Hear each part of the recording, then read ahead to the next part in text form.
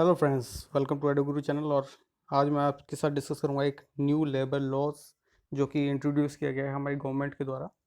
ये लोकसभा और राज्यसभा दोनों जगह से पास हो चुका है और इसकी काफ़ी ज़्यादा सोर्स से इन्फॉर्मेशन अभी तक नहीं आई है, बट यही कि जो इसकी डिटेल्स है वो हम धीरे करके आपको बताएंगे। ये फर्स्ट वीडियो है, इसमें जो जो मेन चीज़ें इसमें बाहर आ रही हैं वो हम इसमें डिस्कस कर लेते हैं। बाकी इससे रिलेटेड मैं एक और वीडियो लेके आऊँगा जल्दी, तो ज़रूर देखते हैं हम। First of all, labour laws आपको पता है इम्पैक्ट करता है जो कि वर्कर्स से कॉन्ट्रेक्चुअल बेसिस पे भी होते हैं।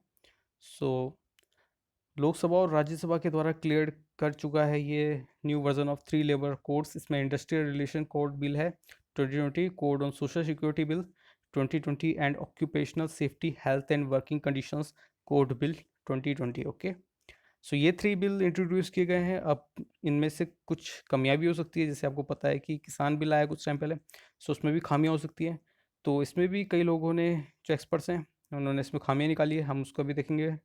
The industrial relation code IR 2020 allows businesses with up to 300 workers to retrench and close establishments without government approval. The earlier limit was 100 employees, which means more businesses will have this freedom.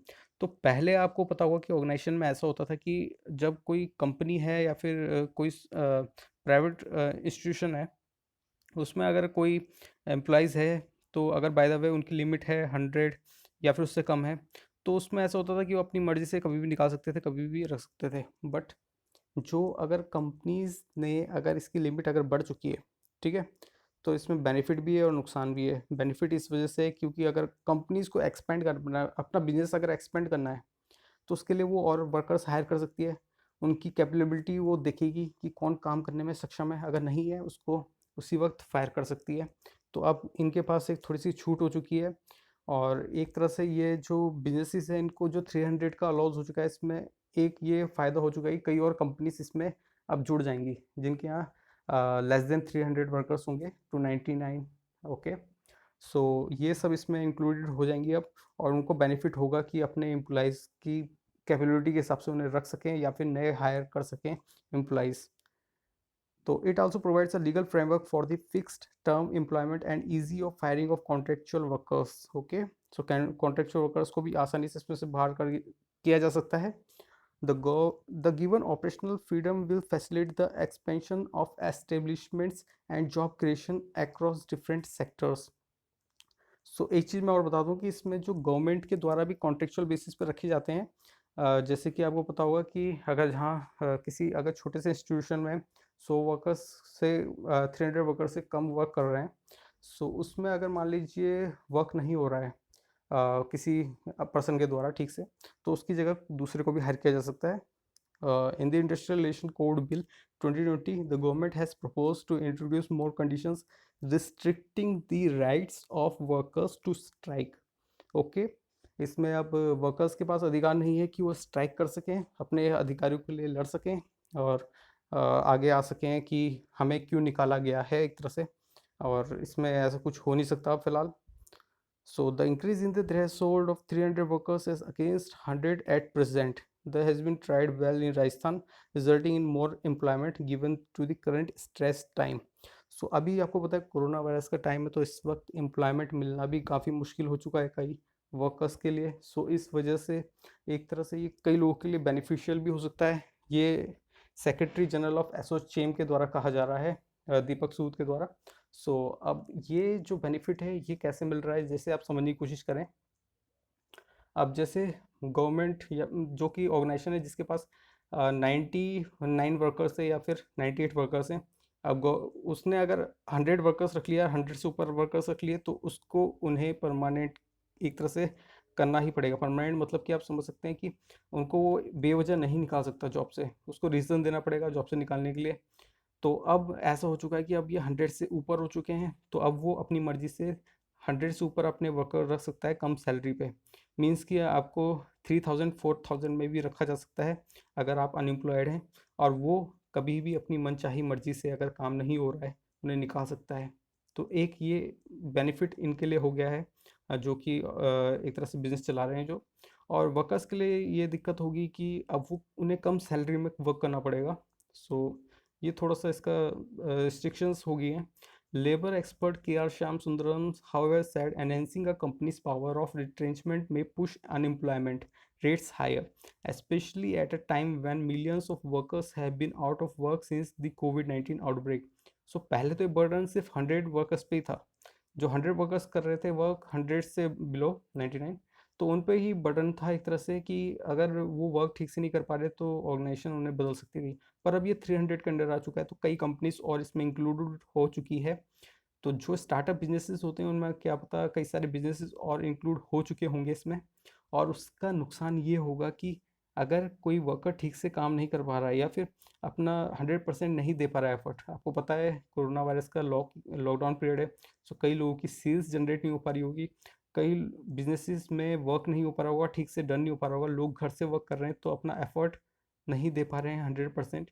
सो इस वक्त अब इन companies owner के पास ये एक तरह से right आ चुका है कि अगर कोई अपनी परफॉर्मेंस ठीक से नहीं दे रहा है तो उसको आराम से हटा के दूसरी किसी और वर्कर को वहाँ पे उसकी जगह रखा जा सकता है। तो बगैर किसी रीज़न के, बगैर किसी एक्सक्यूज़ेस के, और बगैर किसी गवर्नमेंट को एक तरह से बताए बगैर, तो आराम से ये जो ऑर्गेनाइजेशन के ओनर है उनके पास एक अधिकार आ चुका है कि वो अगर 300 से कम उनके पास हैं तो वो इजीली अपने वर्कर्स कम कर सकते हैं या फिर उनमें छटनी कर सकते हैं। जो अच्छे वर्कर्स हैं उनको इज रख सकते हैं कम सैलरी में और उनको मजबूर कर सकते हैं कि तुम्हें काम करना ही पड़ेगा वरना इतने पैसों में, मतलब जितने वो चाहें। So it will only incentivize unemployment, Sundar said, arguing that with 300 as a threshold, 90% working factories and over 40% of workers will be beyond the purview of key changes in the higher code, which means employees in smaller establishment will not enjoy employment security. सो अब आप ये देख सकते हैं कि employment security भी कम हो जाएगी, क्योंकि अगर आप किसी ऑर्गेनाइजेशन में वर्क कर रहे हैं तो आपको ये एक सिक्योरिटी रहती थी कि हाँ, अगर मैं इस ऑर्गेनाइजेशन में वर्क कर रहा हूँ जिसमें बाय द वे 100 से ऊपर हैं कोई वर्कर्स, तो जो 300 से ऊपर भी वर्क कर रहे होंगे तो उनको सिक्योरिटी रहेगी कि मुझे बेवजह इस तरीके से नहीं निकाला जा सकता। मतलब मेरी अगर परफॉर्मेंस सही नहीं है तो मतलब मैं काम ठीक से नहीं कर रहा हूँ, तो मुझे मतलब कुछ रीज़न्स के मतलब कुछ कारण बताए जाएंगे तो उस वजह से मुझे इम्प्रूवमेंट्स करनी होंगी। बट अब क्या होगा, अब ये जो कंपनीज़ है ओनर्स हैं उनके पास एक तरह से एक ट्रिगर बटन आ चुका है कि अब वो अगर किसी को भी चाहें, जैसे इंडिकेशन होगा कि हाँ ये काम नहीं कर रहा है, ये इतनी पैसों की सैलरी में इतनी सैलरी में वर्क नहीं करना चाहता, तो उसको इजीली हटा दिया जाए और दूसरे को रखा जाए। जैसे अगर मान लीजिए 10,000 में एक वर्कर इन्होंने रखा हुआ है और 3,000 में 3 वर्कर इन्हें मिल रहे हैं और वो करना भी चाहते होंगे मजबूरी में काम, तो वो 3,000 में 3 वर्कर्स को रखेंगे रेदर देन 10,000 वाले वर्कर्स को। जो 10,000 का वर्कर है उसको जो मंथली सैलरी ले रहा है उसको हटा देंगे। तो ये एक तरह से बहुत ज़्यादा उनके लिए दिक्कत करेगा और उनके वर्क में भी बर्डन करेगा। The government's periodic labor force survey has pegged India's unemployment rate in 2018-19 at 5.8%. The Center for Monitoring Indian Economy and independent think tank estimates employment to have touched a peak of 23.5% April and May before dropping to 8.35% in August.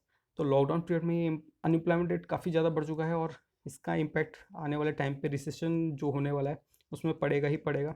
अभी जो आपको पता है कि जो स्थिति चल रही है ये ऊपर से आप समझ सकते हैं कि जैसे कोई फ्रूट होता है ना कि ऊपर से अच्छा दिखता है ज़्यादा ही और अंदर से उसमें कीड़े लगे होते हैं, फिर वैसी हमारी इकोनॉमी की हालत हो चुकी है।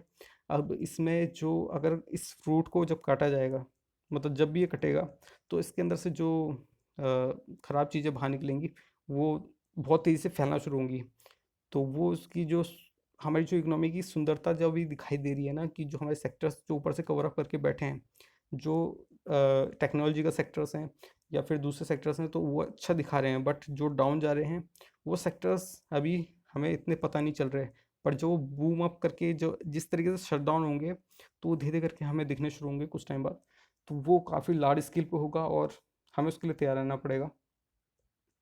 While the government proposes to increase the ambit of social security by including gig workers and interstate migrant workers, it has also proposed measures that will provide greater flexibility to employers to hire and fire workers without government permissions. So ये मैं पहले भी आपको discuss कर चुका हूँ कि without permission government के अपनी मर्जी से अब हायर और फायर हो सकता है। So thank you for listen this, और इससे रिलेटेड और अपडेट्स आने वाले हैं, सो मैं उसको भी डिस्कस करूँगा। ये अभी स्टार्टिंग का अपडेट है एक छोटा सा, और आप मेरे चैनल को सब्सक्राइब जरूर कर लीजिएगा, क्योंकि लेटेस्ट अपडेट्स जो इससे रिलेटेड आने वाला है वो भी मैं इसी में डिस्कस करूँगा। Okay, thank you for listen this.